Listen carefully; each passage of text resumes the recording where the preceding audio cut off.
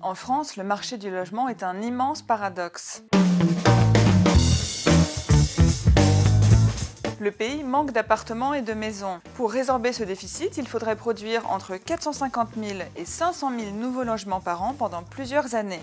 Et pourtant, en 2018, moins de 400 000 logements ont été mis en chantier selon les chiffres du gouvernement publiés cette semaine. L'an dernier, il y a même eu un recul de 7% des mises en chantier et des permis de construire. Une baisse qui concerne à la fois les logements individuels et collectifs. Comment expliquer ce décalage ?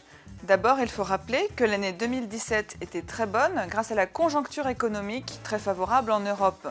Or, en 2018, la croissance a ralenti et elle a affecté le secteur du logement. Passé cette nuance, la principale raison pour laquelle la construction baisse, c'est la hausse des prix.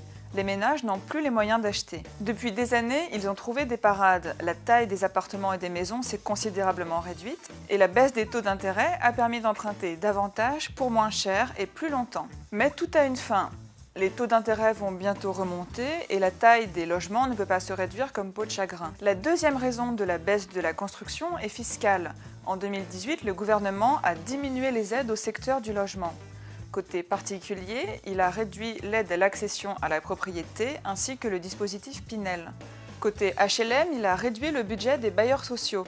Or, quand un groupe HLM ne fait pas la partie de logements sociaux d'un projet immobilier, c'est le projet tout entier qui capote. Enfin, dernier motif de ralentissement, l'approche des élections municipales qui peut décourager les maires d'accorder des permis de construire. Bref, en France, construire des logements, c'est plus facile à dire qu'à faire.